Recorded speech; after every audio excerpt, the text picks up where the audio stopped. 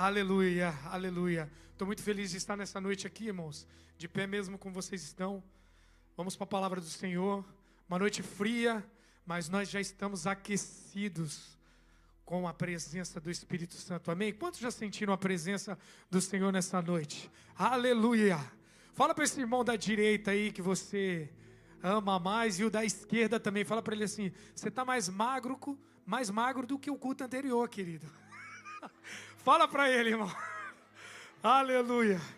Deus seja louvado nessa noite. Você está feliz, irmão? Eu estou muito feliz. Amém. Estamos no final do ano, né? Dezembro é um mês muito gostoso, né? E um mês também muito frio aqui para a gente do norte, né? Você está com frio aí, irmãos? Eu cheguei aqui e veio que bater nos queixos. Mas Deus seja louvado nessa noite. Amo essa casa. Graças a Deus, pastor Diogo com certeza deve estar nos assistindo online. Beijo, querido, para sua família. Está ali com tempo de descanso e nós estamos aqui, igreja abençoada, uma igreja vibrante. Mas vamos para a palavra do Senhor. Eu gostaria de meditar com os irmãos. Evangelho de São João, capítulo 11. Eu vou ler alguns textos. E nessa noite eu quero pregar uma palavra bem expositiva. Nós vamos explorar bem o texto. Então, se você quiser permanecer com a sua Bíblia ou com o seu telefone aberto nesse texto, nós vamos usar muito esse texto hoje. Amém? Agradeço aqui também os meninos que vieram comigo, pastor Marcelo. Querido, nós somos irmãos de sangue, de pai e de mãe. Pai, Deus, a mãe é a Lagoinha e o sangue é de Jesus Cristo. Amém? Os meninos que vieram comigo, Regis, o Júlio, né? Ali do Cape Cod. O pastor Marcelo dirige a igreja, a Lagoinha do Cape Cod. Uma igreja linda. Se você um dia estiver passando pela região ali do Cape Cod, né? A região litorânea ali que a gente tem, né? Do estado de Massachusetts.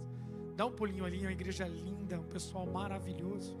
Uma igreja que está crescendo a cada dia, rompendo, ganhando almas para Jesus. E em nome de Jesus, irmãos, nesse ano de 2025, nós vamos invadir esse Estados Unidos do Norte, aqui essa área do Norte. Nós vamos ganhar pessoas para Jesus. Nós vamos invadir áreas e chegar em locais que a igreja ainda não chegou. Em nome de Jesus, você crê? Quem crê comigo aqui que em 2025 você vai ganhar muito mais almas do que você ganhou em 2024? Amém? Aleluia. Vamos ler um texto. O texto diz assim, irmãos: depois os principais dos sacerdotes e os fariseus formaram um conselho e diziam: o que faremos, porquanto este homem faz muitos milagres? Ou, aliás, porquanto este homem faz muitos sinais. Aleluia. Irmãos, podem se sentar. Vou fazer uma breve oração. Pai, em nome de Jesus, a tua palavra foi lida, Jesus. Usa o pregador dessa noite para falar conosco, Pai. Que essa palavra seja uma semente nos corações. Meu amigo Espírito Santo, faz o que o Senhor quer, da forma como o Senhor quer e como o Senhor quer. Te louvamos por essa oportunidade em nome de Jesus. Amém. Irmãos, esse texto que lemos do Evangelho de João é um texto exclusivo neste evangelho. Os outros 3 evangelhos são evangelhos sinóticos, são evangelhos que têm praticamente as mesmas histórias. O Evangelho de João é o único que foi escrito de uma forma muito diferente. E por que isso? Porque o Evangelho de João foi escrito pelo menos há 2 décadas depois que os evangelhos de Mateus, Marcos e Lucas foram escritos. Então ele foi escrito de uma forma um pouco diferente. E nesse texto, inclusive, que nós lemos do capítulo 11, o versículo 47, ele tem uma chave de interpretação que eu queria começar fazendo uma exposição desse capítulo 11, explicando para você sobre essa ressurreição. Vários textos sobre essa família de Betânia, Lázaro, Marta e Maria, tem alguns contextos em outros capítulos, em outros livros dos evangelhos. Mas essa história, principalmente de Lázaro, só existe e só está escrita no Evangelho de João. É um evangelho muito diferente. E a chave de interpretação desse capítulo, desse versículo 47, é que João escreve e diz que os milagres de Jesus, ele não coloca como milagres, mas ele coloca como sinais. E por que sinais? Porque João escreve de uma forma apologética, de uma forma defendendo a fé. Porque depois de 20 anos que o evangelho já foi propagado, naquelas regiões existia uma religião dos gnósticos que lutavam para implementar uma teologia diferente de que Jesus não tinha vindo de Deus e não era realmente o Messias. E aí João vai escrever de uma forma fazendo uma defesa da fé. É por isso que ele começa o evangelho dele dizendo assim, ó, no princípio era o verbo, e o verbo estava com Deus, e o verbo era Deus. É trazendo uma defesa daquilo que muitas religiões tinham se levantado nessa época. E quando você começa a ler o evangelho de João, você começa a entender que nos primeiros capítulos ele já começa a trazer alguns milagres, e ele separa, pelo menos, quando você começa a ler o capítulo 2, 3, 4, 5 de João, você começa a entender que em cada capítulo ele coloca milagres que Jesus fez de uma forma bem expositiva. Por exemplo, no capítulo 2, ele fala da transformação da água em vinho. No capítulo 4, ele fala da cura de um filho de um oficial, que Jesus dá só uma palavra, e praticamente em 30 quilômetros, o menino é curado. No capítulo 5, Jesus cura um paralítico que estava há 38 anos preso em um tanque. No capítulo 6, a primeira multiplicação de pães. E aí, ainda no capítulo 6, Jesus anda sobre as águas e dá uma ordem a vento e tempestade. No capítulo 9, Jesus cura um cego de nascença. E aí no capítulo 11 você vai encontrar essa passagem da ressurreição de Lázaro. Mas o que me chama a atenção é que João não fala que esses milagres são somente milagres, mas João fala esses sinais. E por quê? O que é que João estava querendo trazer e explicar? João estava querendo praticamente trazer à memória daquele povo que ele transforma-se em água e vinho, mas isso é só um sinal, ele faz muito mais. E o que é sinal, irmão? Vou trazer um exemplo simples para você entender o que é sinal. Por exemplo, quando você está indo em direção a um shopping ou alguma loja, provavelmente você encontra algumas placas que está te direcionando até aquele ambiente. Mas quando você chega naquele ambiente, o que é maior? O shopping, a loja ou as placas que sinalizam aquele local? É o shopping ou a loja que você está indo. E João está querendo dizer exatamente isso. Por quê? Porque todo sinal é menor do que o objeto que ele aponta. E é isso que João está querendo dizer. João está dizendo o seguinte, olha, ele cura um filho de um oficial a 30 quilômetros, mas isso é só um sinal, ele faz muito mais. Ele cura um paralítico há 38 anos, num tanque sem andar, mas isso é só um sinal, ele faz muito mais. Ele multiplica pães e peixes a uma multidão de mais de 5.000 pessoas, mas isso é só um sinal, ele faz muito mais. Ele acalma ventos e tempestades, mas isso é só um sinal. Ele criou o vento, ele criou a tempestade, e ele faz muito mais. Ele curou a visão de um cego de nascença, mas isso é só um sinal, ele faz muito mais.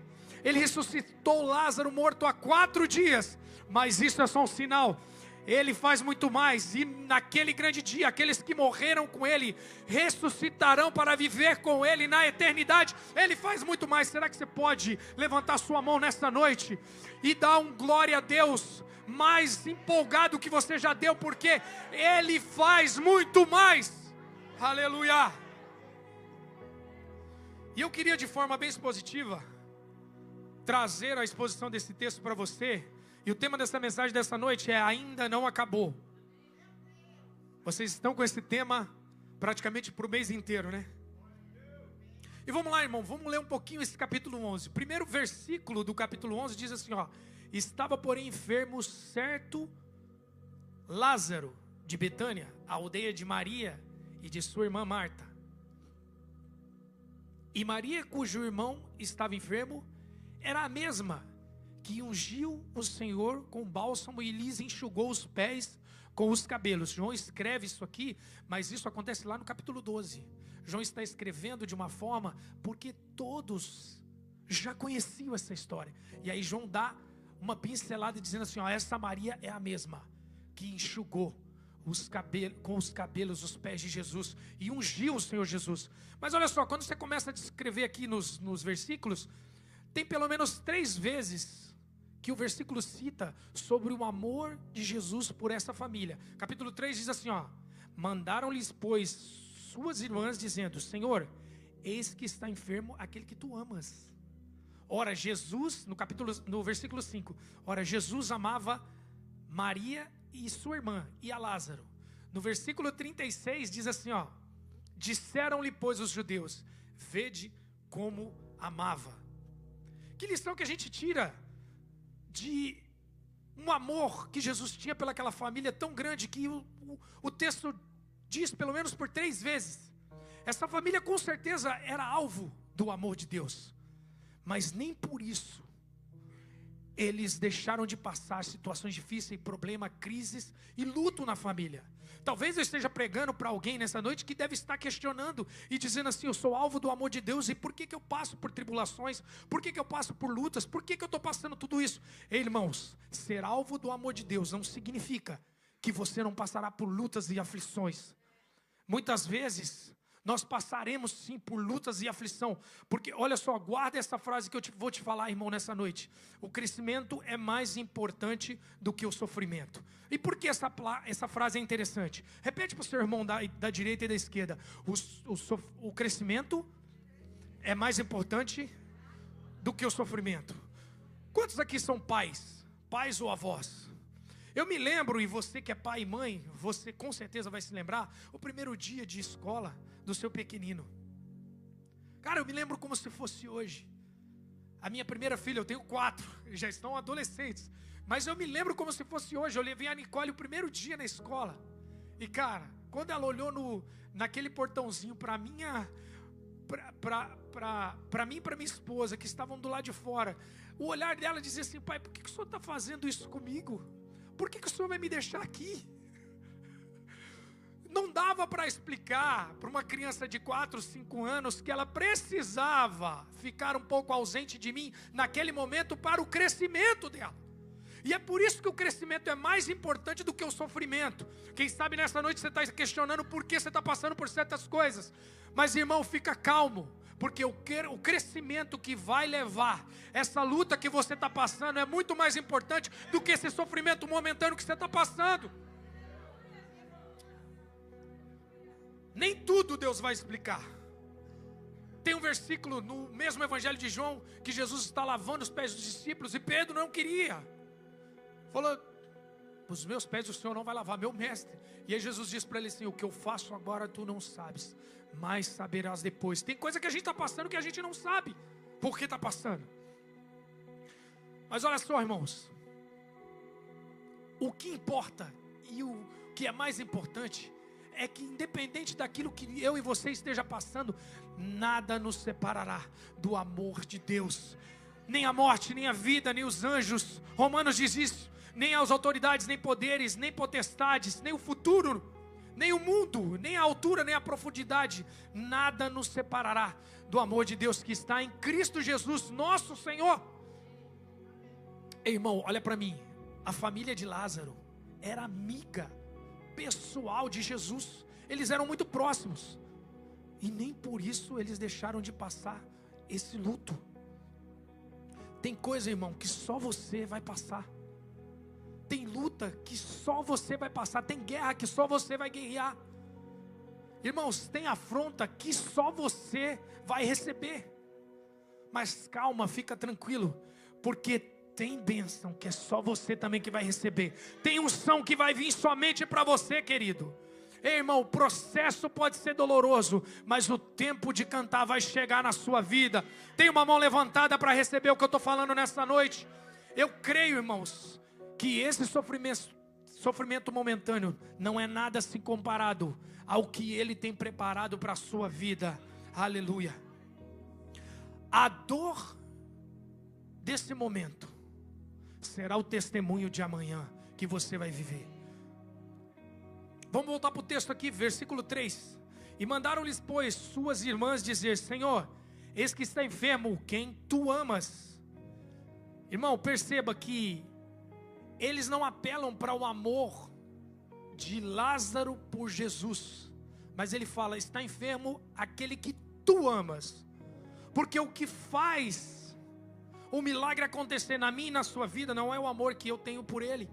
Porque o nosso amor é falho, não importa nada que eu faça para ele me amar mais ou menos, ele me ama de forma incondicional.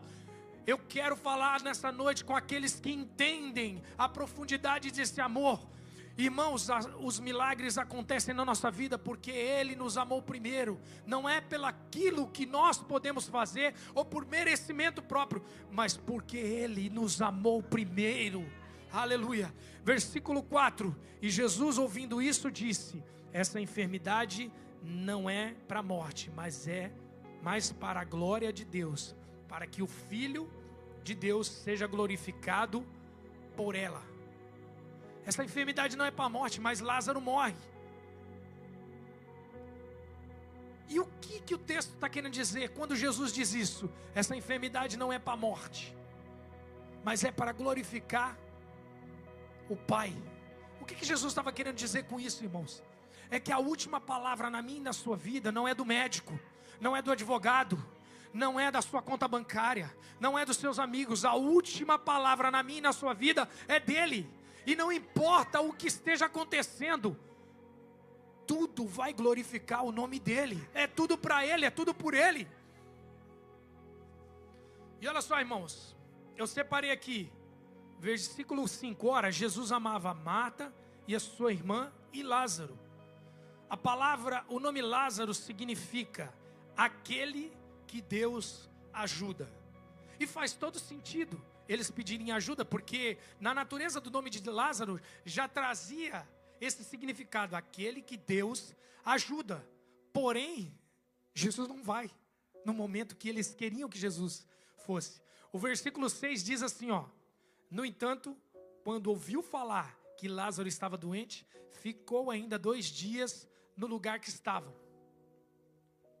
É interessante porque a linguagem do amor é uma linguagem às vezes subjetiva e diferente para cada um. Inclusive, eu queria deixar uma dica aqui, que tem um livro muito bom, As 5 Linguagens do Amor. Quem é casado aqui, vai uma sugestão muito boa. É um livro que vai destravar o seu relacionamento, e você vai entender quais são as linguagens do amor e até conseguir pesquisar qual é a linguagem do amor do seu cônjuge. Mas, irmãos, essa linguagem do amor é uma linguagem muito interessante, porque as linguagens do amor que são abordadas hoje são palavras de afirmação, tempo de qualidade, atos de serviço, dar presentes e até o toque físico. Mas quem ama está presente. E o texto diz que Jesus amava aquela família, mas Jesus não foi. E por que Jesus não vai? Porque a linguagem do céu, a linguagem de Jesus não é a presença física. A linguagem de Jesus, irmãos, é a confiança. Ei, deixa eu te falar uma coisa nessa noite. A confiança alegra mais o coração de Deus do que muitas vezes a sua oração, o seu louvor que você canta. Eu vou falar como líder aqui e até como uma pessoa que entende que é importante estar na igreja, é importante estar em comunhão. Mas a confiança alegra mais o coração de Deus até mesmo de você vir à igreja. Você sabia disso? Irmãos, existe pelo menos 360 vezes a palavra não temas na Bíblia. E essa quantidade de vezes já é tempo suficiente para você desenvolver uma fé com confiança naquele que nos prometeu aquilo que ele nos prometeu. E muitas vezes não é isso que a gente faz. Ele ama quando nós confiamos nele. Jesus ama. E olha só, irmãos, eu estava dando uma olhada nesse texto e cheguei a uma conclusão muito clara, que seria muito difícil ser e trabalhar como relações públicas de Jesus nessa época. Porque imagine relações públicas dando uma entrevista e explicando os motivos pelos quais Jesus não foi até aquela aldeia, no momento em que Lázaro ainda estava doente. E aí a pessoa vai tentar explicar e dizer, olha só, Jesus amava essa família, ele se hospedava na casa deles, ele comia com eles, eles eram muito íntimos, mas mesmo assim, Jesus não foi. Não faz muito sentido tudo isso. E olha só, o verso 6 diz assim, ao saber que Lázaro estava doente, ele ainda permanece 2 dias. E por quê, irmãos? Na verdade, o trabalho de Jesus, ou o trabalho dos céus, é o resultado final. E o nosso trabalho é passar pelo processo. Irmão, deixa eu te falar uma coisa, quanto mais você achar que você consegue manipular os resultados na sua vida, mais desapontado você vai ficar e mais frustrado você vai ficar. Porque a gente é ensinado em que se a gente fizer as coisas certinha, vai acontecer. Se a gente orar, se a gente jejuar, se a gente pagar o preço. Aquela família era próxima. Mas Jesus não foi no momento que eles quiseram. Maria, os textos dizem, quando você vai pesquisar, que ela vivia aos pés de Jesus. Isso é tão interessante nesse texto, porque Jesus não foi. E todo mundo, tanto eu quanto você, nós temos um fator Lázaro na nossa vida. Tem algo na sua vida que você já viu Deus fazer na vida de outros e na sua não aconteceu ainda. Porque, irmãos, a fé não é uma maneira de você manipular os céus. A fé é paciência misturado com mistério. Você precisa confiar nele. Vamos para o versículo 7. Irmão, põe um time aqui, porque senão eu me perdo no time, hein? Vamos lá. Versículo 7. Depois disso, disse aos seus discípulos, vamos outra vez para a Judeia. E disseram-lhes os discípulos, Rabi, ainda agora os judeus procuravam nos apedrejar. Irmãos, aqui no versículo 8, 9, 10, Jesus vai tentar explicar que ele não anda segundo a agenda desse mundo. Porque muitas vezes eu e você deixamos de fazer algumas coisas quando minimamente somos confrontados ou somos ameaçados. Os discípulos disseram, Jesus, pouco tempo antes nós estávamos lá e pessoas tentaram nos apedrejar e nós vamos voltar para lá. E Jesus disse, eu tenho que cumprir a agenda que o Pai me designou. Eu declaro que nesta noite nós iremos cumprir o ID de Jesus, não importa o que aconteça. Porque nós não estamos aqui para cumprir uma agenda terrena, nós estamos aqui para cumprir uma agenda dos céus. Aleluia, e nós não vamos parar até ver o propósito de Deus se cumprir nas nossas vidas. Aleluia.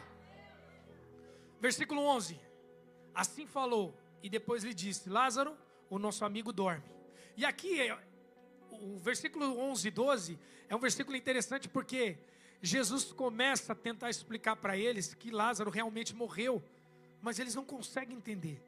E aí Jesus fala, para de graça, eu estou falando que ele morreu. E olha só o versículo 15, eu estou contente por causa de vocês, pois não estive lá, para que possam crer. Mas vamos ter com ele. O versículo 15 explica que Jesus se alegra. E por que Jesus se alegra? Porque os discípulos já tinham visto Jesus multiplicar pães e peixes. Versículos anteriores e capítulos anteriores, Jesus tinha curado cego de nascença. Jesus tinha feito muitos milagres.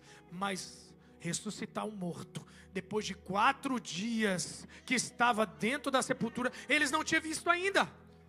E é por isso que muitas vezes, aquilo que eu e você passamos, você fala, cara, não é possível, parece que não vai acontecer. É porque Ele quer te mostrar, cada dia, algo novo que Ele vai fazer na minha e na sua vida. Ah não, só 3 pessoas estão acreditando no que eu estou falando. Aleluia. Versículo 16.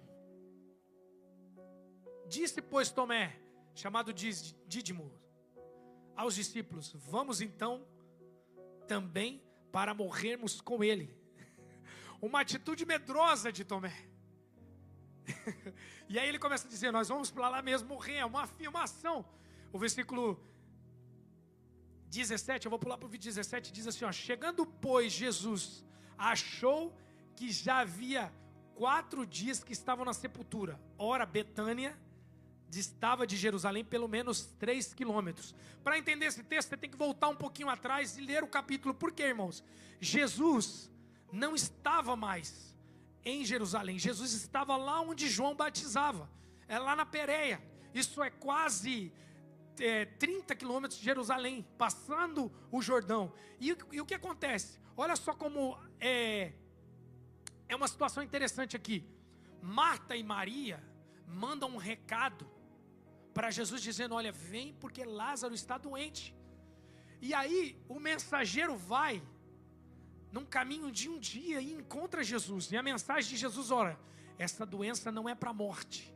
E o mensageiro volta. Quando o mensageiro chega em Betânia, Lázaro está morto. Porque quando ele saiu para ir encontrar Jesus, Lázaro morre. Então é um dia caminhando para encontrar Jesus e um dia voltando para Betânia. Ei, quem sabe nessa noite você vem para a igreja com problemas difíceis na sua casa, na sua realidade, e aí você vem e recebe uma palavra profética aqui, e quando você chega lá na sua realidade, a coisa piorou muito. Mas calma, você está debaixo de uma palavra.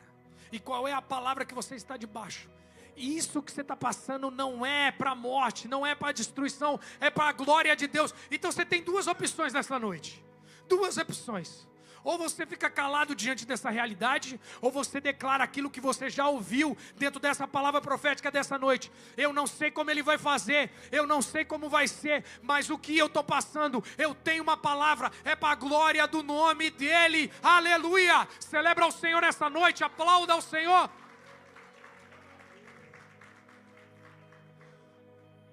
Verso 19. E muitos dos judeus tinham ido consolar Marta e Maria acerca do seu irmão. E ouviram, pois, que Marta, que Jesus vinha, e saiu ao encontro. Maria, porém, ficou sentada em sua casa. Disse, pois, Marta a Jesus: Senhor, se tu estivesse aqui, o meu irmão não teria morrido. Essa parte aqui é interessante porque Maria separa essa conversa com Jesus, e ela usa pelo menos 3 tempos aqui. Ela fala do passado, ela fala do futuro, e Jesus sempre coloca ela no presente. E muitas vezes a gente faz isso, irmãos. Você quer ver uma coisa? Quantas vezes você já não ouviu essa expressão? Se não fosse o Covid, a minha empresa estava melhor. Se não fosse o Covid, a minha vida estaria melhor. Se não fosse o que eu passei o ano passado, a minha vida estava melhor. E aí Jesus fala: o dia da vitória pode ser hoje. E aí você joga lá para frente, porque Marta fez isso. Quando Jesus falou: Marta, o seu irmão há de ressuscitar. E ela fala assim: eu sei, Jesus, lá naquele grande dia, lá no último dia. E Jesus fala: ei Marta, eu sou a ressurreição e a vida. Irmão, deixa eu te falar uma coisa. Sabe o que Marta não entende? Marta não entende que a ressurreição e a vida não é um dia, é uma pessoa. Ah, você não entendeu o que eu estou falando. Se você tivesse entendido, você tinha dado um pulo dessa cadeira. Ei, irmão, não importa se você colocar na sua agenda. Nós já estamos no mês de dezembro. E quem sabe você está pensando aqui, ó, esse ano já deu. A gente já viveu tudo que tinha que viver. Chega, vem 2025. E Deus está te dizendo: ei, o milagre, aquilo que eu vou fazer na sua vida, não é nenhum dia. Se eu não estiver no dia, a coisa não acontece. Não importa. Se você estiver no dia certo e Ele não estiver com você, não acontece nada. Mas, ei, querido, eu vim aqui te dar uma notícia. Se você estiver num dia comum, numa realidade comum, mas se Ele estiver, algo pode acontecer. Aleluia! Eu creio nessa verdade. É sobre isso. A ressurreição e a vida não é um dia, não era uma data de um calendário, mas era uma pessoa. Jesus estava tentando explicar isso para eles, e eles não entenderam. Mas olha só, irmãos, vamos pular aqui para o 25. 25, disse-lhe Jesus: eu sou a ressurreição e a vida. Quem crê em mim, ainda que esteja morto, viverás. É isso que Jesus está dizendo, que Ele é a ressurreição e a vida. E por que isso? Olha só um texto que diz em Isaías: ainda antes que houvesse dia, eu sou, e não há nada que possa escapar das minhas mãos. Operando eu, quem impedirá? Ah, não, você não entendeu ainda. Não importa, antes que houvesse dia, Ele já era. Ah, Jesus. Olha só, irmãos, versículo 28. E dito isso, partiu e chamou em segredo Marta, sua irmã, dizendo: mestre te chama. Ou seja, tinha um monte de gente na casa, tinha um monte de judeu que veio de Jerusalém chorar junto com Marta e Maria. Era uma família bem querida, mas só Maria ouviu o chamado. Quem sabe nessa noite aqui nós estamos em um grupo com muitas pessoas, mas o milagre vai acontecer para aquele que escutar o chamado do mestre. Aleluia. Olha só, irmãos, versículo 32. Tendo, pois, Marta chegado onde Jesus estava, e vendo, se lançou nos seus pés, dizendo: Senhor, se tu estivesse aqui, meu irmão não teria morrido. Olha só, irmãos, elas ensaiaram o mesmo discurso. Elas falaram até as mesmas palavras. João deixa bem claro isso. Mas uma consegue tirar uma atitude de Jesus diferente da outra. E por quê? Por uma simples atitude. Marta fala com Jesus as mesmas palavras, em pé.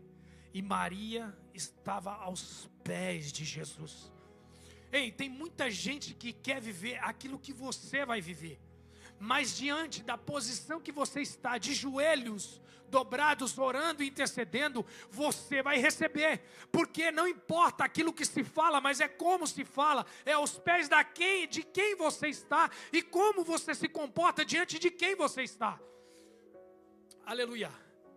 Verso 35, Jesus chorou. Dizem alguns especialistas em textos bíblicos que esse é um dos versos menores da Bíblia. E o que é que João está querendo trazer com esse versículo 35? Trazer um pouco da humanidade de Jesus para essa história. Porque Jesus foi humano igual eu e você. Então, irmãos, esse momento que muitas vezes você passa, irmão, na cabeceira da sua cama chorando, no volante de um carro chorando, quem sabe no banheiro chorando e tentando expressar aquilo que você está passando, Ele entende a sua dor, porque Ele esteve no nosso lugar. Mas calma, irmãos, você não está entendendo, porque se Ele esteve no nosso lugar, quando Ele olha para nós, Ele entende o que nós estamos passando, e o que Ele está tentando te dizer nessa noite é: espera só um pouquinho de tempo, porque o que há de vir virá, e não tardará na minha e na sua vida.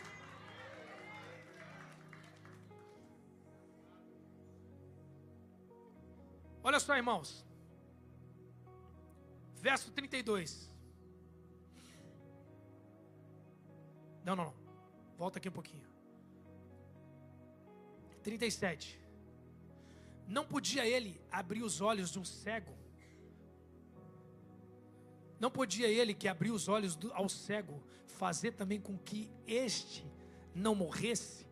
Esse texto, para você entender, ele está falando do capítulo 2 capítulos anteriores, o capítulo 9, que Jesus tinha curado um cego de nascença. E como é que foi essa história do cego? Porque nesse capítulo eles estão trazendo a memória desse capítulo 9. No capítulo 11, João está escrevendo sobre o capítulo 9, que as pessoas disseram: não podia ele ter feito alguma coisa pelo amigo, já que ele deu vista a um cego de nascença? E como é que foi essa história do cego de nascença? Jesus cospe no chão, faz o lodo, passa no olho do cego e manda ele lavar no tanque de Siloé. E a história diz, o texto diz, que Jesus faz isso porque, segundo a história, esse cego de nascença não tinha o globo ocular. E eles ficaram maravilhados, porque eles não citam outro milagre. Jesus curou o cego de Jericó, Batimeu, Jesus curou outros cegos, mas eles falam somente desse. Por quê? Porque, irmãos, Jesus fez nascer o globo ocular naquele cego. E como é que foi isso?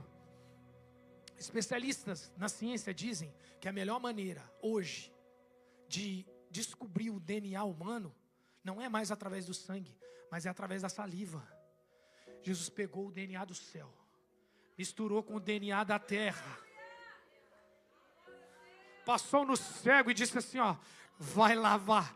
E Jesus deu de presente aquele cego, o globo ocular. Jesus não só abriu a visão, mas Ele colocou o globo ocular no cego. E é por isso que eles estão dizendo isso no texto. Ei, Ele curou aquele cego, nós vimos aquela maravilha, por que Ele não fez na vida do amigo dele? Aleluia. Vem comigo aqui, irmão, por 39. Disse Jesus: tirai a pedra. Marta, irmã do defunto, disse: Senhor, já cheira mal, porque já é de 4 dias. Jesus pede para tirar a pedra, e não era por causa de Jesus, porque Lázaro não iria ouvir a voz de Jesus, mas é porque não adiantava nada estar vivo dentro de uma caverna, amarrado. É uma realidade que muitas vezes eu e você passamos. Não adianta nada estar vivo e não estar funcionando dentro do propósito. É por isso que Jesus pede para tirarem a pedra. Irmãos, de verdade, eu vou falar nesta noite bem rasgado.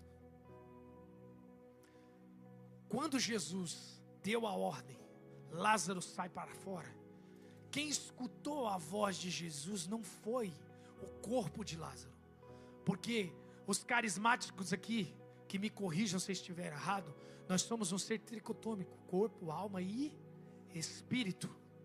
O corpo estava lá e já estava até em decomposição, o texto diz. A alma, a Bíblia diz que é a que presta conta diante de Deus, e o espírito volta para Deus, do branco, do preto, do rico, do pobre.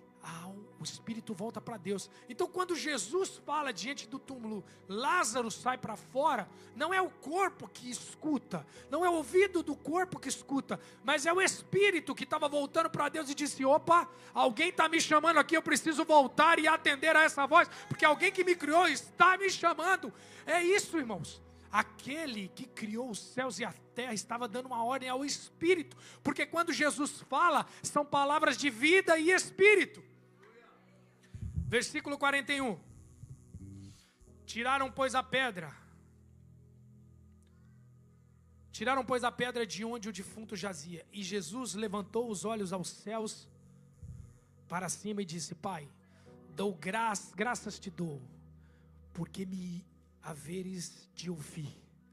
Jesus chega diante do túmulo de Lázaro, e em vez de olhar para o túmulo e falar com Lázaro, Jesus primeiro olha para cima e fala com o Pai. Se diante desse problema e dessa situação que você está nessa noite, em vez de você falar com o problema e olhar para o problema, se você primeiro olhasse para o céu e falasse com aquele que é dono de todas as coisas, esse problema já teria sido resolvido. Vamos fluir junto aqui, vamos fluir junto. Tá bom. Aleluia. Para finalizar, irmãos, para finalizar nesta noite, capítulo 12, primeiro versículo. Foi, pois, Jesus 6 dias antes da Páscoa a Betânia, onde estava Lázaro, o que falecera, e a quem ressuscitara dentre os mortos. E fizeram-lhes, pois, ali um jantar, e Marta servia a mesa, e Lázaro era um dos que estavam à mesa com ele. Irmão, no capítulo 11, Lázaro está doente, à beira da morte, quase passando uma situação impossível, e a família destruturada, elas não conseguiam nem entender o que estava acontecendo, elas jogam a situação para trás. Se o senhor estivesse aqui, elas jogam a situação para frente. Eles estão num momento muito difícil. Mas no capítulo 11, no capítulo 12, Lázaro já está à mesa em um banquete com Jesus. Do túmulo para a mesa. É isso que Deus vai fazer conosco. Se você entender que você precisa não só confiar, mas você precisa declarar aquilo que Ele já te disse. Quem sabe nesta noite você chegou aqui em um momento muito difícil da sua vida. Quem sabe você chegou aqui passando momentos difíceis. situações impossíveis, realidades que você não sabe mais como resolver. Talvez um problema de enfermidade, como a família desse texto. Quem sabe nessa noite você chegou aqui com causas impossíveis, causas imigratórias. Quem sabe nessa noite você chegou aqui e disse: olha, eu vim só com o corpo, mas a minha mente está muito bagunçada, eu estou passando por problemas que eu nem sei como mais me posicionar. É nessa noite que ele veio aqui para te dizer que a linguagem de amor do céu é confiança. A linguagem do céu é confiança. Se você tão somente confiar naquele que liberou uma palavra para você, irmão, você vai ver milagres acontecerem, impossíveis acontecer na sua vida. Fica de pé nessa noite, aleluia. Ei, irmão, nós vamos adorar o Senhor com uma canção, e eu gostaria que você entregasse o seu Lázaro nessa noite nas mãos do Senhor. Essa causa impossível, que talvez você chegou aqui e disse: olha, eu já perdi até as esperanças, porque Marta e Maria já tinham perdido as esperanças, mas elas não desistiram, elas confiaram e estavam aos pés de Jesus. E uma atitude delas destravou os céus em direção à casa delas, e elas viveram milagres. Um capítulo depois, elas já estavam vivendo o sobrenatural. Quem sabe nessa noite nós estamos na metade já do mês de dezembro, e você diz assim: Rony, eu já vivi tudo o que era para viver. Irmãos, mas se você acreditar que nessa noite Ele pode fazer, Ele vai fazer. Se você tão somente acreditar, nessa noite Ele é capaz de fazer, porque Ele está na casa, aleluia. Vamos fluir em adoração nessa noite. Adore ao Senhor com essa canção, aleluia. Exalte o nome do Senhor.